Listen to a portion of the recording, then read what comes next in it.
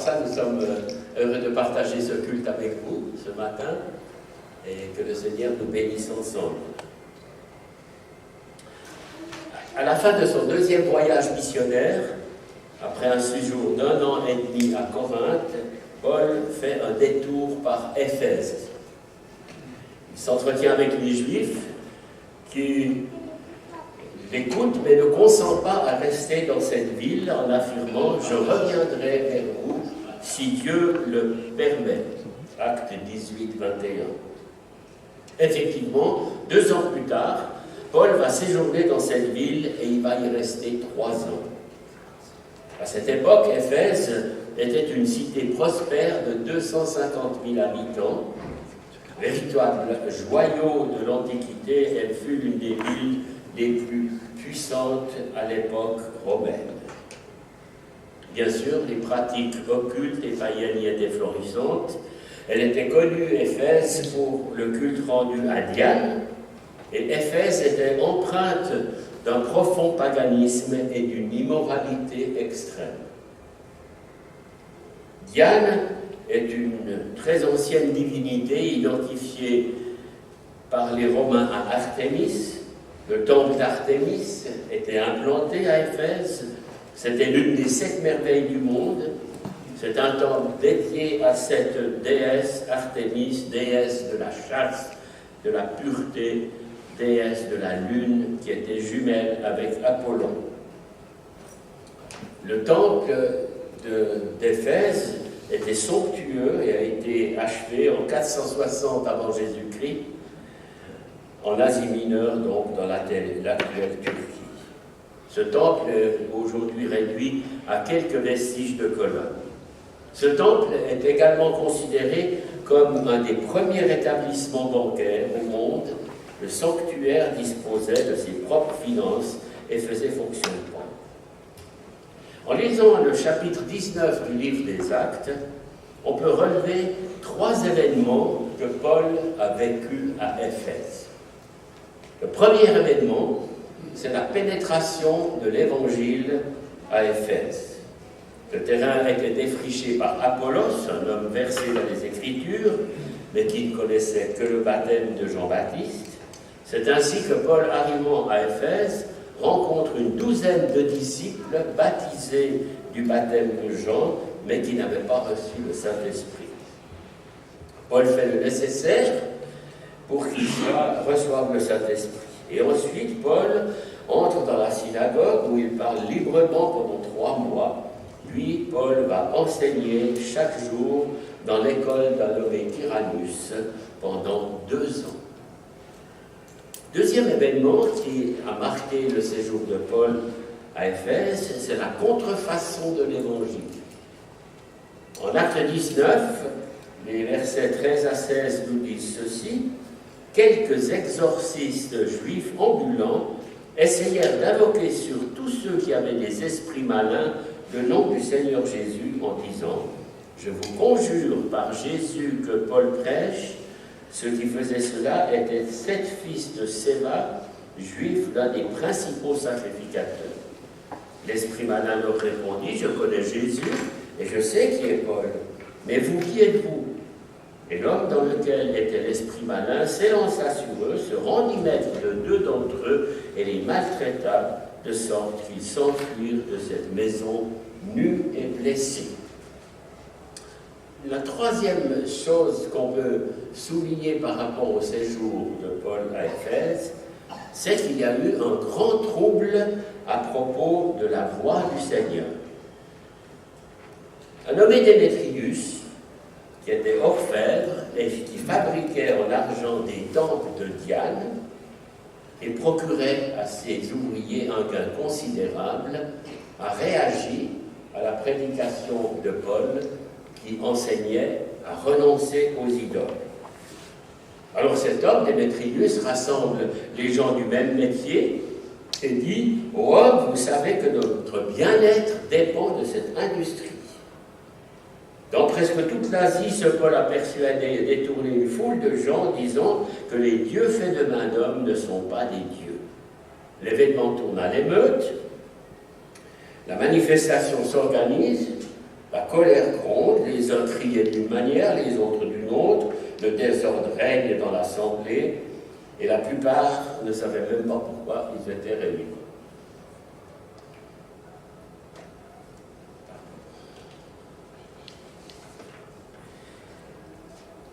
Alors, il n'y avait pas de téléphone mobile à cette époque, pas de réseaux sociaux, mais le bouche à oreille fait son effet, et une foule se rend au théâtre, 25 000 places, pour crier pendant 2 heures « Grande est la Diane des Éphésiens, grande est la Diane des Éphésiens, grande est la Diane des Éphésiens. » Et parce qu'il y a cette émeute, il faut que le secrétaire de la ville, un homme important à Éphèse, intervienne pour dire aux hommes éphésiens: quel est celui qui ignore que la ville d'Éphèse est la gardienne du temple et de la grande Diane et de son simulacre tombé du ciel? C'est dans ces circonstances difficiles que doivent vivre les nouveaux convertis de l'église d'Éphèse. Il y a une certaine similitude entre ce qui est vécu à Éphèse et ce qui est vécu aujourd'hui. On voit souvent les gens descendre dans la rue pour manifester leur mécontentement. 5 ans plus tard, Paul va écrire une lettre aux chrétiens d'Éphèse pour les encourager à y rester fermes dans la foi. Il est probablement en prison à Rome lorsqu'il écrit cette lettre, et j'aimerais ce matin attirer votre attention sur une déclaration de Paul dans cette lettre aux Éphésiens. Alors lisons ensemble Éphésiens 4, à partir du verset 17 jusqu'au verset 32. Éphésiens 4, 17 à 32. Voici donc ce que je dis et ce que je déclare dans le Seigneur. Vous ne devez plus marcher comme les païens qui marchent selon la vanité de leurs pensées. Ils ont l'intelligence obscurcie. Ils sont étrangers à la vie de Dieu à cause de l'ignorance qui est en eux, à cause de l'endurcissement de leur cœur. Ayant perdu tout sentiment, ils se sont livrés au dérèglement pour commettre toute espèce d'impureté jointe à la cupidité. Mais vous, ce n'est pas ainsi que vous avez appris Christ. Si du moins vous l'avez entendu, et si conformément à la vérité qui est en Jésus-Christ, c'est en lui que vous avez été instruits à vous dépouiller par rapport à votre vie passée, du vieil homme qui se corrompt par les convoitises trompeuses, à être renouvelé dans l'esprit de votre intelligence, à revêtir l'homme nouveau créé selon Dieu dans une justice et une sainteté que produit la vérité. C'est pourquoi renoncez au mensonge et que chacun de vous parle selon la vérité à son prochain, car nous sommes membres les uns des autres. Si vous vous mettez en colère, ne péchez point, que le soleil ne se couche pas sur votre colère et ne donnez pas accès au diable. Que celui qui dérobait ne dérobe plus, mais plutôt qu'il travaille en faisant de ses mains ce qui est bien pour avoir de quoi donner à celui qui est dans le besoin. Qu'il ne sorte de votre bouche aucune parole mauvaise, mais s'il y a lieu, quelques bonnes paroles qui servent à l'édification et communiquent une grâce à ceux qui l'entendent. N'attristez pas le Saint-Esprit de Dieu par lequel vous avez été scellés pour le jour de la rédemption. Que toute amertume, toute animosité, toute colère, toute clameur, toute calomnie et toute espèce de méchanceté disparaissent du milieu de vous. Soyez bons les uns envers les autres, compatissants, vous pardonnant réciproquement comme Dieu vous a pardonné. Il y a 2 versets de ce chapitre qui me poursuivent depuis un certain temps. Versets 17 et 18.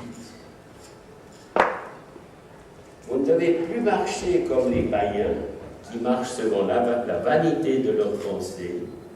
Ils ont l'intelligence obscurcie, ils sont étrangers à la vie de Dieu à cause de l'ignorance qui est en eux, à cause de l'endurcissement de leur cœur.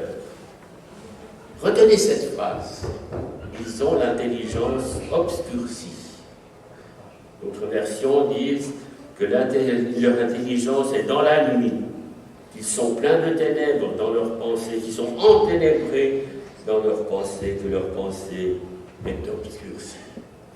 Et je me suis dit, en lisant ma Bible, de quoi s'agit-il et de qui s'agit-il?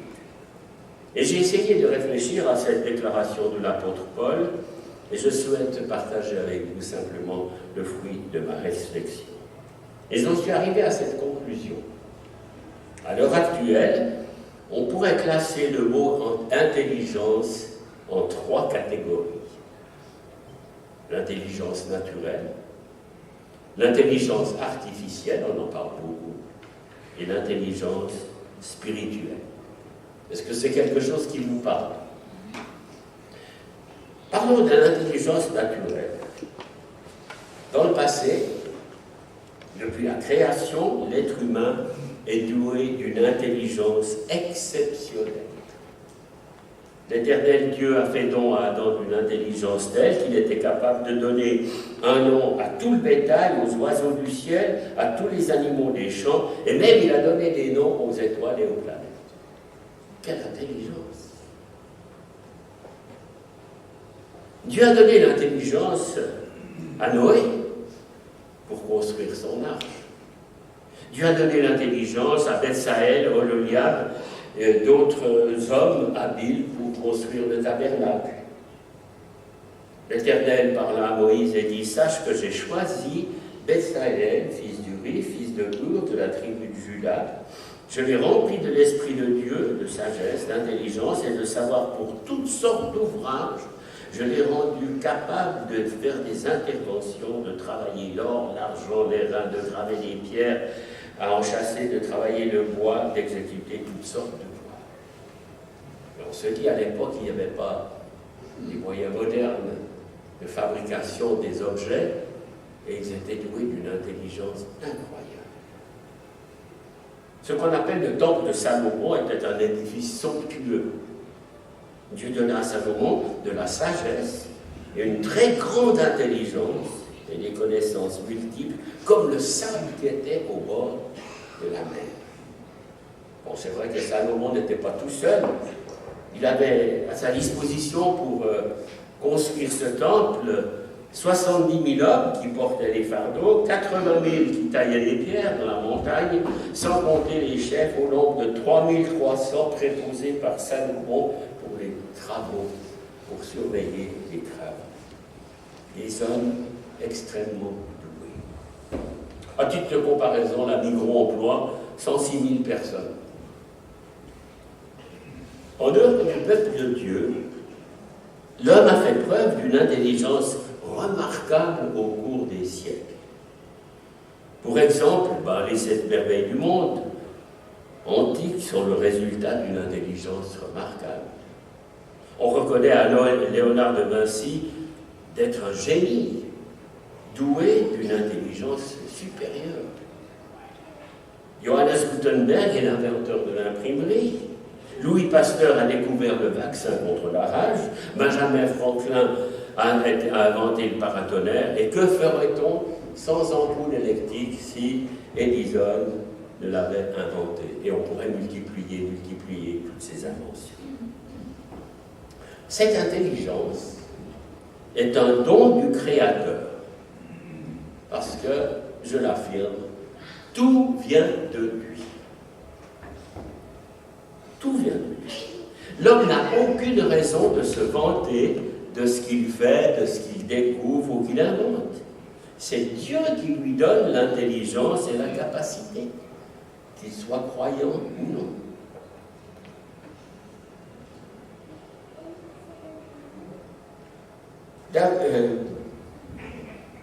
Job s'interrogeait en disant: d'où vient donc la sagesse? Où est la demeure de l'intelligence? Elle est cachée aux yeux de tout vivant, elle est cachée aux oiseaux du ciel. Le gouffre et la mort disent: nous en avons entendu parler. C'est Dieu qui en sait le chemin. C'est lui qui connaît la demeure, car il voit jusqu'aux extrémités de la terre, il aperçoit tout sous ses yeux. Aujourd'hui, par l'intelligence naturelle que Dieu donne aux êtres humains, l'homme ne cesse d'inventer, de construire, de découvrir des choses nouvelles. Et c'est extraordinaire. Si on réfléchit, Quand on voit des machines qui fonctionnent, pensez aux imprimeries qui font les journaux. Vous voyez ces machines, ça défile. Mais c'est incroyable l'intelligence des hommes pour faire cela. Et ça marche. Certaines inventions, servent au bien de l'humanité, à la guérison des malades, à faciliter la vie quotidienne, à découvrir aussi les merveilles de Dieu.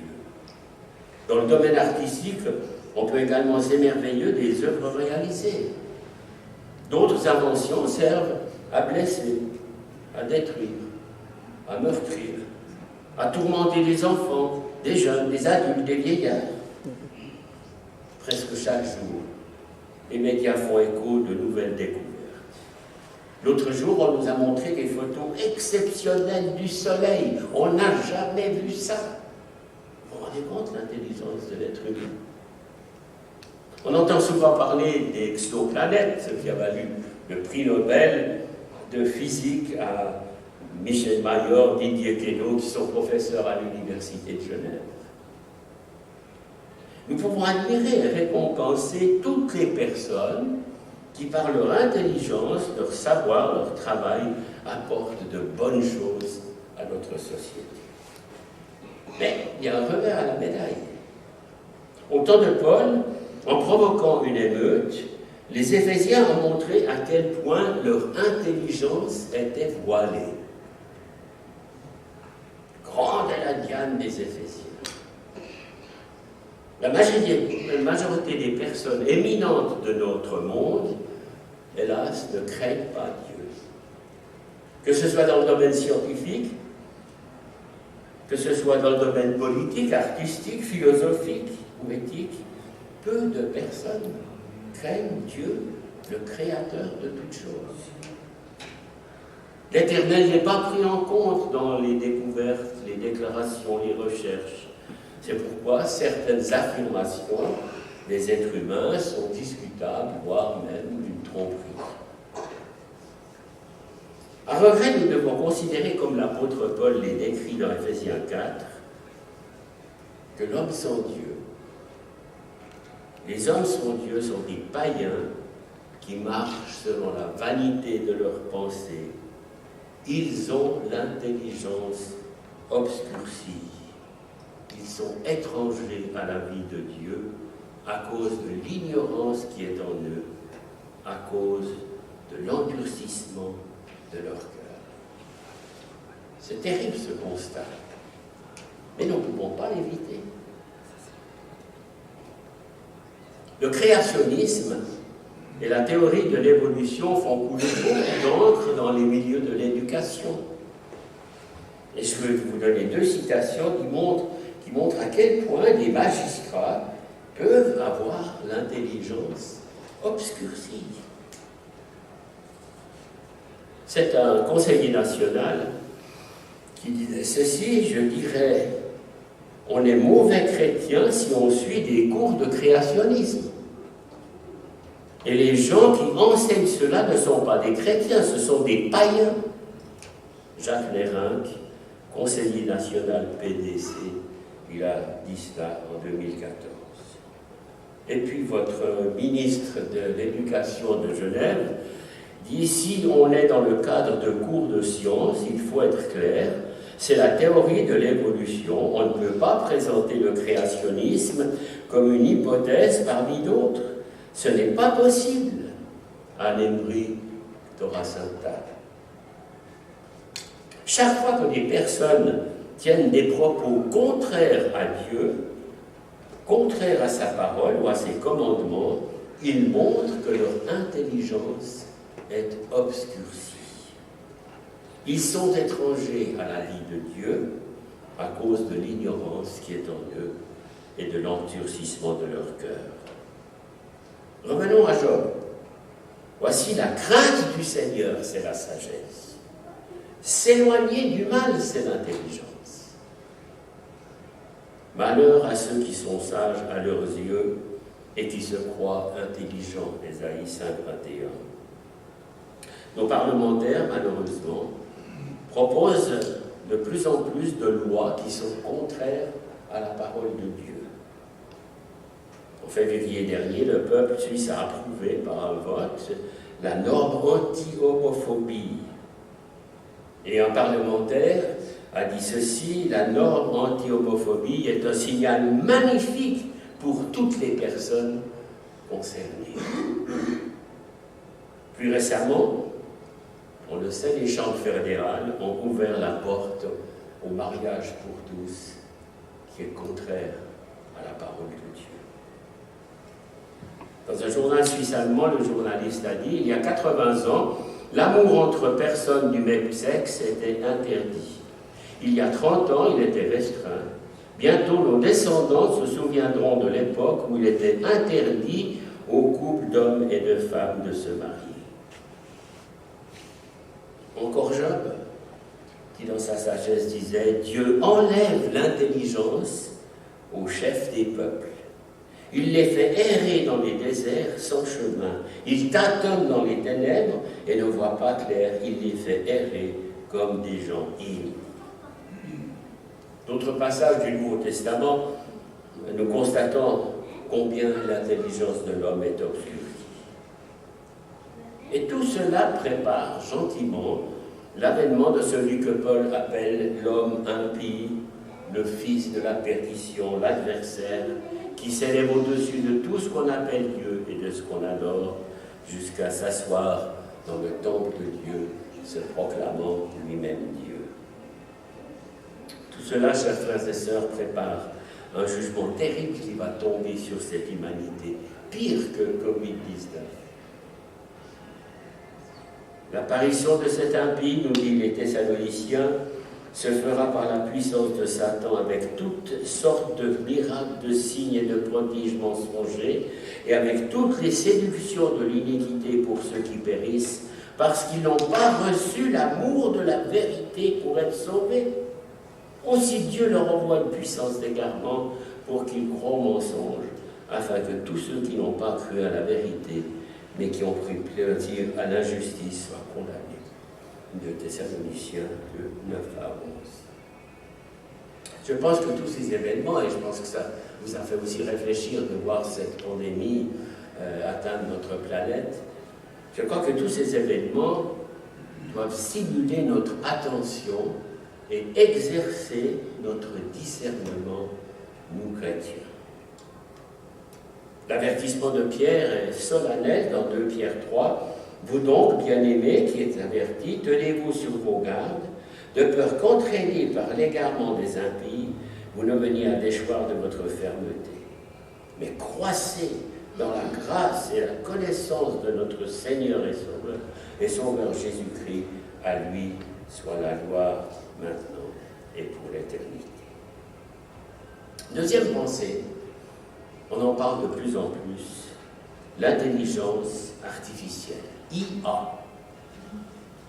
L'intelligence artificielle vise à permettre à des machines, et plus particulièrement à des systèmes informatiques, de simuler les processus cognitifs humains. Le processus cognitif humain est un processus par lequel un être humain acquiert des connaissances sur son environnement. L'intelligence artificielle va acquérir des données et des connaissances qu'on lui transmet à travers l'informatique. Alors, chers frères et sœurs, si vous pensez que l'intelligence artificielle ne vous concerne pas, vous vous trompez lourdement. Nous sommes déjà dépendants dans bien des domaines de l'intelligence artificielle. La fonction vocale fait partie de notre quotidien. Les enceintes intelligentes qui commandent les voitures fait partie du phénomène de l'intelligence artificielle. Certaines applications de traitement informatique du langage naturel intègrent désormais des fonctions de traduction automatique, de reconnaissance vocale, d'analyse des sentiments. Les appareils à commande vocale sont fondamentalement basés sur l'intelligence artificielle, voués à transformer toujours plus nos interactions quotidiennes. L'IA s'applique à tous les secteurs d'activité. Au domaine des transports, vous avez vu, maintenant il y a des bus dans les villes. À Sion, il y a un bus dans la ville, il n'y a plus de chauffeur. La santé, l'énergie, l'industrie, la finance, on découvre maintenant de plus en plus de véhicules autonomes, des compteurs intelligents. Dans la navigation, vous avez sûrement un GPS dans votre voiture. C'est l'intelligence artificielle.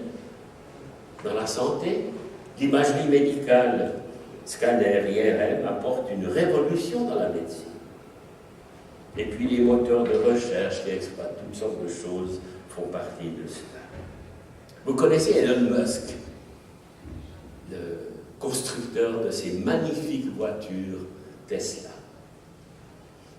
Il travaille sans relâche pour développer des intelligences artificielles de plus en plus élaborées. Le milliardaire, que l'on surnomme Iron Man, s'est exprimé à Hubei en février 2017. Selon lui, l'homme devra fusionner avec la machine pour survivre à l'intelligence artificielle. En effet, les machines traitent 100 millions de fois plus de données que l'homme en une seconde. La vieille peur de voir un jour la machine prendre l'ascendant sur l'homme devient dès lors une perspective probable. Pour Musk, le risque que l'IA devienne plus intelligente que le plus intelligent des hommes et mette en péril sa survie de l'humanité. Et ici, au fil des temps, je pense que nous allons probablement voir une fusion plus proche de l'intelligence biologique et de l'intelligence numérique. Une interface entre le haut débit et notre cerveau permettra de réaliser une symbiose entre l'homme et l'IA et résoudre le problème de contrôle et de celui de l'utilité. Cela va se produire beaucoup plus vite que vous l'imaginez. Alors l'intelligence artificielle questionne aussi le chrétien. Qu'est-ce qu'on fait avec ça?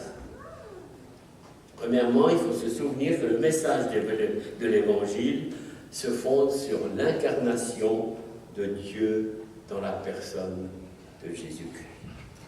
La relation de Dieu à l'homme n'est pas numérique, elle n'est pas digitale, elle est gérée, elle n'est pas gérée par une intelligence artificielle, elle est spirituelle et vivante. Élise Perrier, qui est corrélatif de la revue Réformée, un journal protestant, dit « L'intelligence artificielle est une avancée extraordinaire, mais les chrétiens, par leur message et leurs valeurs, ont un rôle à jouer dans l'orientation prise par ces technologies, afin qu'elles soient au service de l'humanité et non un outil d'affermissement des plus faibles. » Où est-ce que cela va aboutir? Verra-t-on bientôt des pasteurs robots dans les églises? Pour fêter les 500 ans de la réforme protestante, un pasteur allemand a installé dans son église un robot pasteur capable de bénir les fidèles. L'initiative doit lancer le débat sur l'évolution des mœurs religieuses. Le robot accorde une bénédiction choisie par le croyant grâce à un écran tactile. Il peut s'exprimer en 5 langues, réciter des versets bibliques, peut imprimer ses mots et termine ses interactions par « Dieu vous bénisse et vous protège ». Plus étonnant, lors d'une bénédiction, il lève les bras et met une lumière blanche avec ses mains, tandis que ses sourcils bougent. Au Japon, vous pourrez rencontrer une version du robot Piper spécialisée dans les funérailles bouddhistes. Aux États-Unis, un ancien ingénieur de Google a créé une église préparant l'avènement d'un Dieu intelligent, d'un Dieu d'intelligence artificielle qui viendra sauver les hommes. On en est là. Tout ça peut être effrayant. La question se pose, les scientifiques éveillent la curiosité, est-ce que l'IA va remplacer l'être humain? Tous s'accordent pour dire que cela va changer pas mal de choses dans le monde du travail et dans notre quotidien. Nous, chrétiens, nous ne devons pas craindre l'avenir. L'avenir est dans les mains de Dieu. Restons fermement attachés à la parole de Dieu, la vérité. Que les cieux se réjouissent et que la terre soit dans l'allégresse. Que l'on dise parmi les nations, l'Éternel règne. Voilà ce que je crois. Et troisième pensée, l'intelligence spirituelle. Job déclare, mais en réalité, dans l'homme, c'est l'esprit, le souffle du Tout-Puissant qui donne l'intelligence. David qui avait fait cette demande à Dieu pour son fils, veuille seulement l'Éternel t'accorder de la sagesse et de l'intelligence et te faire régner sur Israël dans l'observation de la loi de l'Éternel ton Dieu. Osias avait 16 ans lorsqu'il devint roi. Il s'appliqua à chercher Dieu pendant la vie de Zacharie, qui avait l'intelligence des visions de Dieu, et de le temps où il chercha l'Éternel, Dieu le fit prospérer. Ézéchias parla au cœur de tous les Lévites qui montraient une grande intelligence pour le service de l'Éternel. Et encore Job, en Dieu réside la sagesse et la puissance, le conseil et l'intelligence lui appartiennent. L'intelligence spirituelle concerne le rapport de l'homme avec Dieu. Celui qui observe la loi est un fils intelligent, mais celui qui fréquente les débauchés fait honte à son père. Proverbe 27. Dans l'Ancien Testament, l'intelligence spirituelle est accordée au peuple d'Israël, à ses sacrificateurs, à ses prophètes. Elle est consécutive à l'obéissance aux commandements divins. Dans Deutéronome, nous lisons « Voici, je vous ai enseigné des lois et des ordonnances comme l'Éternel, mon Dieu, me l'a commandé, afin que vous les mettiez en pratique dans le pays dont vous allez prendre possession. Vous les observerez, vous les mettrez en pratique. Ce sera là votre sagesse et votre intelligence aux yeux des peuples qui entendront parler de toutes ces lois. Cette grande nation est un peuple absolument sage et intelligent. » Sous la nouvelle alliance, par le sacrifice de Christ et son sang versé, une nouvelle vie commence pour celui qui croit. Vous faites partie de ceux-là, j'imagine, puisque vous êtes dans un lieu où on célèbre un culte évangélique. Au moment de notre conversion, Jésus-Christ et le Saint-Esprit vient habiter le cœur du croyant qui devient le temple de l'Esprit Saint.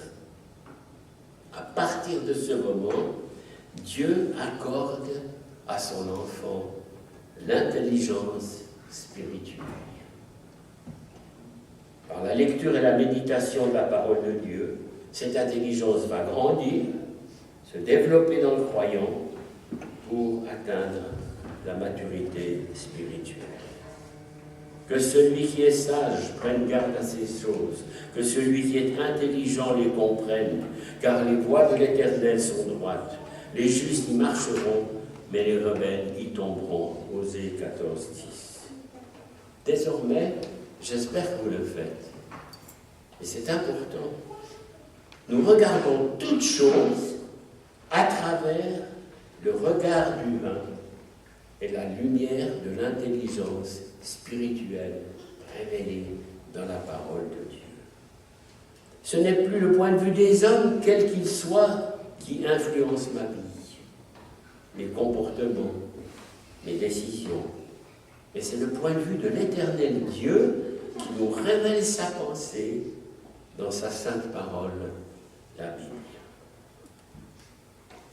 Pour vous, bien-aimés, vous édifiant vous-même sur votre très sainte foi et priant par le Saint-Esprit, maintenez-vous dans l'amour de Dieu en attendant la miséricorde de notre Seigneur Jésus-Christ pour la vie éternelle.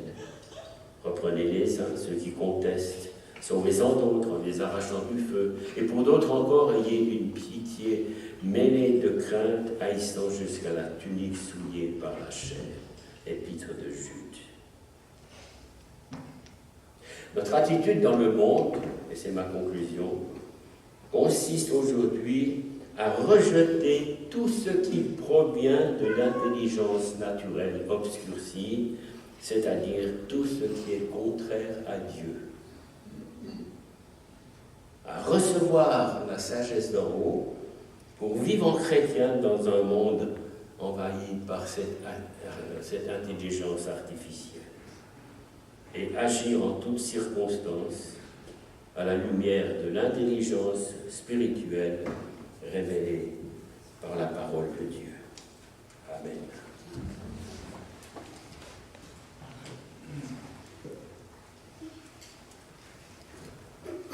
Samy, merci beaucoup, c'était vraiment intéressant, super. Alors, ce qu'on a commencé depuis quelques mois, puisque les cultes vont un petit peu plus rapides qu'autrefois, c'est que quand on a du temps, on aime bien avoir un temps de questions-réponses. Ça marche? D'accord? Alors, ça prend une quinzaine de minutes, d'accord, pour terminer.